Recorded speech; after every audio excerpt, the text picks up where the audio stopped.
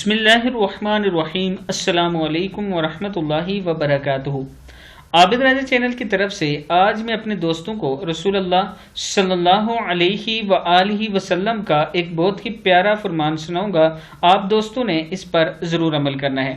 حضرت انس بن مالک رضی اللہ تعالی عنہ فرماتے ہیں کہ جب حضرت ابو طلحہ انصاری کے بیٹے عبداللہ پیدا ہوئے تو میں ان کو لے کر رسول اللہ صلی اللہ علیہ وآلہ وسلم کی خدمت میں حاضر ہوا۔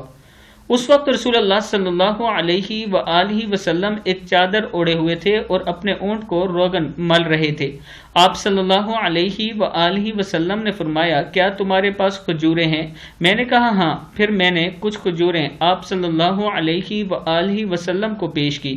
آپ صلی اللہ علیہ وآلہ وسلم نے وہ کھجوریں اپنے منہ میں ڈال کر چبائی۔ پھر آپ صلی اللہ علیہ وآلہ وسلم نے بچے کا منہ کھول کر اسے بچے کے منہ میں ڈال دیا اور بچہ اس کو چوسنے لگا۔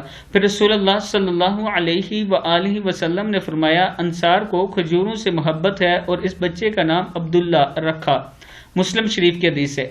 میں اپنے دوستوں سے گزارش کروں گا کہ اس پر آپ نے ضرور عمل کرنا ہے اور اس ویڈیو کو آپ نے آگے ضرور شیئر کرنا ہے۔ السلام علیکم ورحمۃ اللہ وبرکاتہ۔